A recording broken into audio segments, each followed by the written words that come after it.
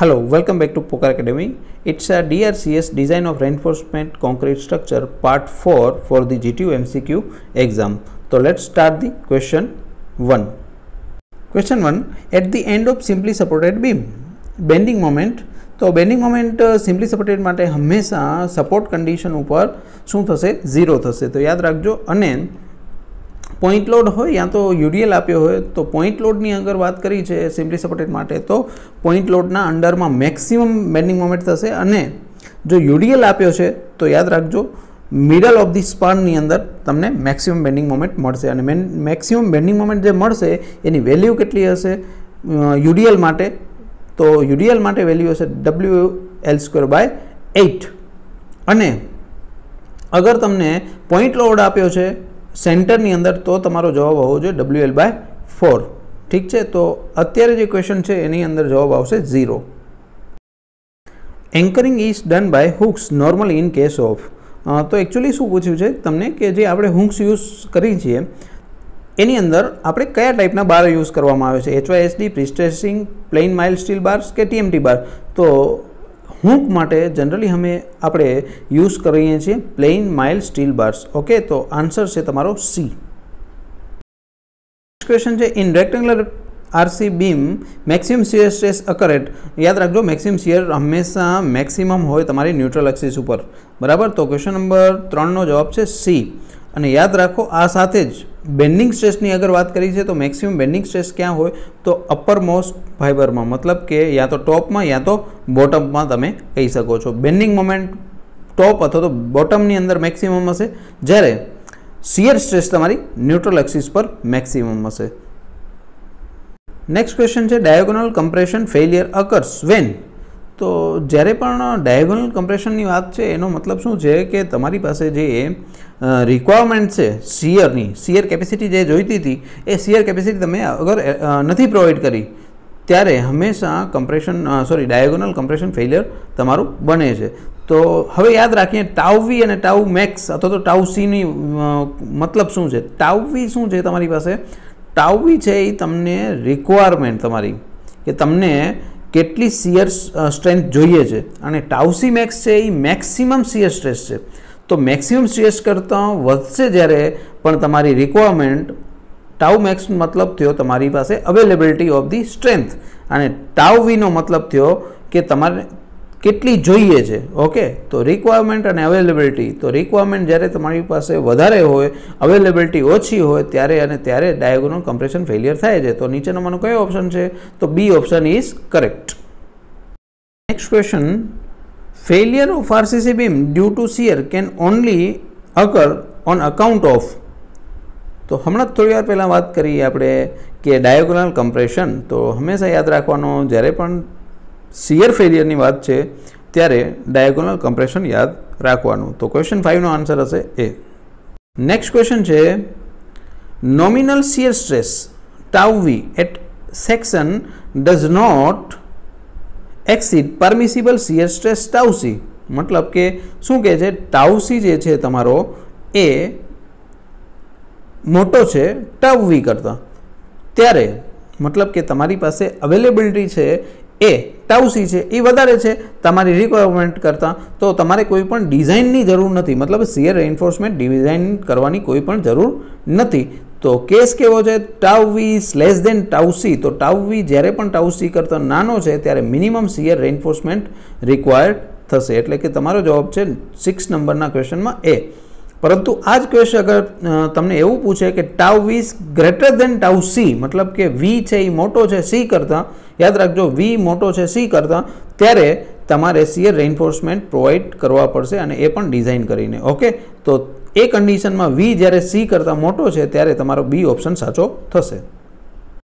Next question है the permissible shear stress in concrete for beam without shear reinforcement depend on the percentage of tensile reinforcement. Yes, PT ऊपर depend करे छे अने grade of concrete पर पण depend करे छे। तमने आ वेल्यू जोवी होय टाउ सी नी तो पेज नंबर तो मने याद नहीं एक्जेक्टली पण टेबल नंबर 19 छे। तो याद रखजो टेबल नंबर 19 छे जेनी अंदर तमने आ वेल्यू मळे छे टाउ सी नी, जे पीटी अने तमारो कॉन्क्रीटना ग्रेड ऊपर आधार राखे छे। तो क्वेश्चन 7 नो आंसर छे सी। क्वेश्चन है RCC beam 300 by 400 mm defective is subjected to factor shear 50 kilonewton the maximum nominal shear stress. तो नॉमिनल शियर माटेનું सूत्र શું છે? Tau V equal to VU upon BD। VU છે તમારી પાસે 50 इंटू 10⁻³ એટલે કેલ્ક્યુલેટર તમને એલાઉડ જ છે એટલે કોઈ પ્રોબ્લેમ નથી। કદાચ તમને આવો નાનો આમથો ક્વેશ્ચન પૂછે તો 50 ગુણ્યા 10⁻³ मतलब કે 1000 વડે ગુણી દેવાના એટલે 50,000 ભાગ્યા તમે કરશો 300 અને એની સાથે મલ્ટીપ્લાયમાં છે 400 તો 300 બાય 400 ને નીચે ડિવાઇડમાં રાખો અને 50 इंटू 1000 मतलब કે 50,000 ઉપર રાખો તો તમને આન્સર મળશે 0.416 ન્યૂટન પર mm²। तो VU अपॉन BD ए आमनु सूत्र थशे। नेक्स्ट क्वेश्चन है the calculated spacing of stirrups in the beam as per the IS 456। तो IS 456 શું કહે છે?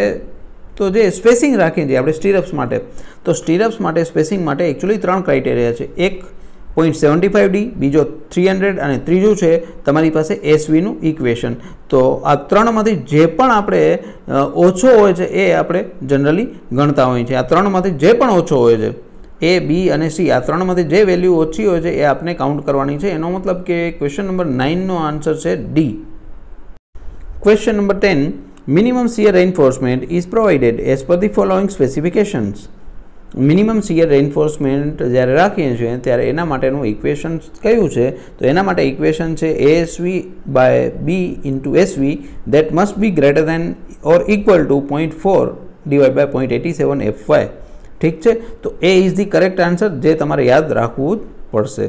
આ ઉપરાંત તમે કોડમાંથી પણ જોઈ શકશો, કોડની અંદર પણ મિનિમમ શિયર રેઇન્ફોર્સમેન્ટ માટેનું ઇક્વેશન આપેલું છે અને જે કોડ પણ તમને એક્ઝામ માટે એલાઉડ છે। Next question is how shear strength is to be ensured in beam. બીમની અંદર આપણે શિયર સ્ટ્રેન્થ કઈ રીતે પૂરી પાડીએ છીએ અથવા તો પૂરી કરીએ છીએ? By providing binding wire. તો બાઇડિંગ વાયરથી ક્યારે પણ શિયર સ્ટ્રેન્થની વાત ન થાય। લોંગિટ્યુડનલ સ્ટીલ, તો લોંગિટ્યુડનલ સ્ટીલ આપણે જનરલી બેન્ડિંગ અથવા તો ફ્લેક્ઝર મોમેન્ટ માટે રાખતા હોઈએ છીએ। बाय प्रोवाइडिंग राउंडेड एग्रीगेट, तो एग्रीगेटનો કોઈ મતલબ નથી। बाय प्रोवाइडिंग स्टीरप्स, तो yes D is the correct answer for the question number 11। Next question है 12 number diagonal tension reinforcement is provided in beam as. Generally આપણે બેન્ટઅપ બાર તરીકે પ્રોવાઈડ કરતા હોઈએ છીએ। ડાયગોનલ મેમ્બર જે આપણો હોય છે ટેન્શન રેઇન્ફોર્સમેન્ટમાં એને આપણે શું કહીએ છીએ? બેન્ટઅપ બાર, જે બીમ અથવા તો સ્લેબની અંદર તમને જોવા મળી શકે છે। Question number 12, answer is B. Next question is shear reinforcement in RC beam should be provided in form of vertical stirrups, inclined stirrups, bent up bars or all of the above। तो कोडे आ ત્રણે ત્રણ condition સાચી ઠેરવી છે, मतलब કે vertical સ્ટીરપ્સ પણ તમે રાખી શકો છો, કોઈ કન્ડિશનમાં તમને ઇન્ક્લાઇન્ડ સ્ટીરપ્સ રાખવી છે તો પણ રાખી શકો છો અને બેન્ટઅપ બાર તો આપણે જનરલી રાખતા જોઈએ છીએ સ્લેબ અને બીમ બંને કન્ડિશનમાં। તો તમારો જવાબ છે ક્વેશ્ચન નંબર 13 માં D. Question number 14 shear force resisted by stirrups can be calculated as. તો ક્વેશ્ચન જે છે એમાં શું પૂછ્યું છે કે તમારો જે વધારાનો શિયર રેઇન્ફોર્સમેન્ટ રિક્વાયરમેન્ટ છે એ કઈ રીતે આપણે કાઉન્ટ કરતા હોઈએ છીએ? मतलब કે એક તો શિયર સ્ટ્રેન્થ મળે છે તમને તમારા પીટી ઉપરથી, मतलब કે ટાઉસી ઉપર, પીટી એટલે પરસેન્ટેજ ઓફ સ્ટીલ, અને એ ટેબલ 19 ઉપરથી તમને ત્યાંથી શું મળે છે? ટાઉસી મળે છે। તો ટાઉસી વાળી એક વેલ્યુ તો છે, વધારાની જે રિક્વાયરમેન્ટ છે એ કઈ રીતે મળે છે? તો એના માટે ઇક્વેશન છે A is the correct answer for the question number 14। VUS equal to VU minus tau C into BD। In RCC beam without shear reinforcement may develop crack in the bottom inclined rough to the horizontal। હવે આપણે શું કીધું છે? Shear રેઇન્ફોર્સમેન્ટ અગર નથી રાખતા તો જે ક્રેક પડશે, તો હવે જે ક્રેક પડે છે એ કોના કારણે પડશે? તમારા શિયર ફેલિયરના કારણે। તો શિયર ફેલિયર હંમેશા 45ના એંગલ ઉપરથી જનરલી થતું હોય છે। તો આન્સર છે તમારો 15નો C. Next question spacing of stirrups in rectangular beam is. તો સ્પેસિંગની એક કન્ડિશન છે જે તમારો શિયર છે ત્યાં જ તમારે આપણે શું રાખવાનું છે? મેક્સિમમ સ્ટીરપ્સ। તો જે જગ્યાએ શિયર છે તો શિયર કઈ જગ્યાએ છે? હંમેશા સપોર્ટ આગળ તમારી પાસે સ્ટીરપ્સની રિક્વાયરમેન્ટ વધારે હોય। એનો મતલબ છે સપોર્ટ આગળ હંમેશા સ્ટીરપ્સ કેવી હોય, સ્પેસિંગ કેવું હોય છે? ઓછું હોય છે। જ્યારે તમારે સેન્ટરની અંદર સ્ટીરપ્સનું જે પ્રમાણ છે એટલે કે જે સ્પેસિંગ છે એ તમારે વધારે હોય છે. સ્પેસિંગ તમારું જે સ્પેસિંગ છે વધારે છે, તો તમારો જે જવાબ છે એ ડી છે, increase at the centre of the beam. કારણ કે જેમ તમે સેન્ટર તરફ જશો એમ શિયર રિક્વાયરમેન્ટ ઓછી થશે, એટલે તમારે શિયરના માટે જે સ્ટીરપ્સ રાખી છે એનું સ્પેસિંગ તમે શું કરી શકો છો, વધારી શકો છો. આ જ ક્વેશ્ચનને તમારે રિપીટ અલગ રીતે પૂછે તો સપોર્ટ માટે અગર તમને કીધું છે તો સપોર્ટ માટે શું હોવું જોઈએ, ડિસ્ટન્સ ઓછું રાખવાનું છે, સ્ટીરપ્સ વચ્ચેનું ડિસ્ટન્સ એટલે કે સ્પેસિંગ. તો ક્વેશ્ચન 16નો આન્સર છે ડી.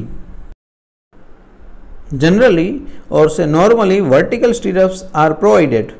જનરલી આપણે 2 લેગ્ડ સ્ટીરપ્સ જ વાપરતા હોઈએ છીએ. કોલમ અથવા તો જ્યારે ફાઉન્ડેશનની મતલબ કે કોઈ સ્પેસિફિક કન્ડિશન છે જ્યાં તમારા નંબર ઓફ રેઇન્ફોર્સમેન્ટ વધારે છે તો અને તો જ આપણે 4 અથવા તો 8 લેગ પર જતા હોઈએ છીએ. બાકી નોર્મલ કન્ડિશનમાં આપણે 2 લેગ સ્ટીરપ્સ જ વાપરતા હોઈએ છીએ. Next question is the maximum shear in આ રેક્ટેંગ્યુલર બીમ. મેક્સિમમ શિયર હંમેશા કેટલી હોય છે, તો 1.50 ટાઈમ્સ ઓફ ધી ડાયામીટર. તો ડાયામીટર એકચ્યુઅલી નથી હોતો, અહીંયા યાદ રાખજો, ડાયામીટરની વાત ના આવવી જોઈએ. ત્યાં આન્સર્સમાં થોડીક ભૂલ છે. મેક્સિમમ શિયર અને એવરેજ શિયરનું રિલેશન છે, યાદ રાખજો. કોનું? એવરેજ અને મેક્સિમમ શિયર. તો મેક્સિમમ શિયર તમારી એવરેજ શિયર કરતાં હંમેશા 1.5 ટાઈમ્સ થવી જોઈએ. અહીંયા ડાયામીટરવાળો જે ઓપ્શન છે એ ડાયામીટરના બદલે ત્યાં શું હોવું જોઈએ, એવરેજ સ્ટ્રેસ હોવી જોઈએ. ઓકે, એવરેજ શિયર સ્ટ્રેસ હોવી જોઈએ ડાયામીટરના બદલે. જવાબ છે તમારો બી. નેક્સ્ટ ક્વેશ્ચન છે the radius of the bar bend to form a hook should not be less than. તો આપણે જે હુક પ્રોવાઈડ કરીએ છીએ એની રેડિયસ આપણે જનરલી કેટલી રાખતા હોઈએ છીએ, તો 2D કરતાં આપણે હંમેશા ઓછી રાખતા હોઈએ છીએ. તો ક્વેશ્ચન નંબર 19નો આન્સર છે એ. આઈ હોપ કે આ ક્વેશ્ચન્સ છે એ તમને GTQ MCQ ઉપરથી મળી જશે, પરંતુ એનું જે ડિસ્ક્રિપ્શન ફોર્મ છે અથવા તો તમને સમજાવટની વાત છે એના માટે તમને મોકલેલો છે આ વિડીયો. અગર તમે ચાહો તો તમે GTQ MCQ ઉપરથી બી ક્વેશ્ચન કરી શકો છો. આ બસ એનું એક્સપ્લેનેશન કરવા માટે જ વિડીયો બનાવેલો છે.